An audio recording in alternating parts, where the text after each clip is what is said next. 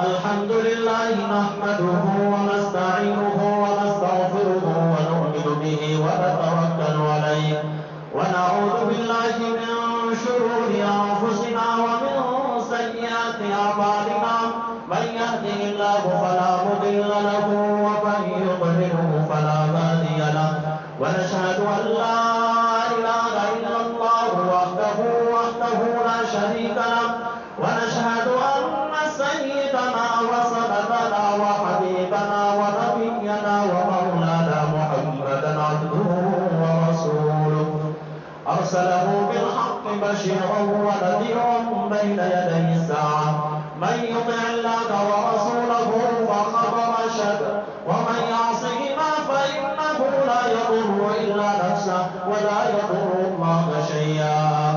أعوذ بالله من الشيطان الرجيم إن الله وملائكته يصلون على النبي يا أيها الذين آمنوا صلوا عليه وسلموا تسليما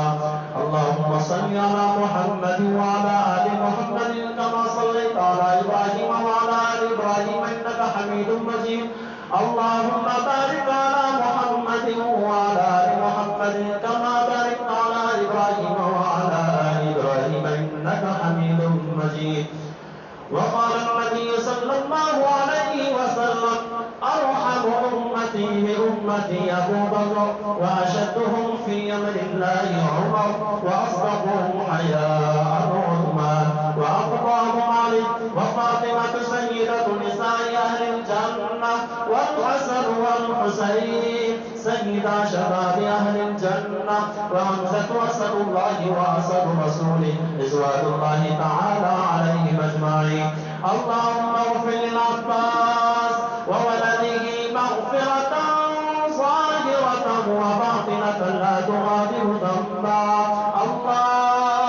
الله في أصحابي لا تتخذوهم من بعد عرضا فمن أحبهم فبحبي أحبهم ومن أبغضهم فببغضي يبغضهم وخير أمتي قرني ثم الذين يلونهم ثم الذين يلونهم والسلطان المؤمن ظل الله في الأرض من أهان سلطان الله إن الله يأمر بالعدل والإحسان وإيتاء ذي القربى وينهى عن الفحشاء والمنكر ولذكر الله أكبر والله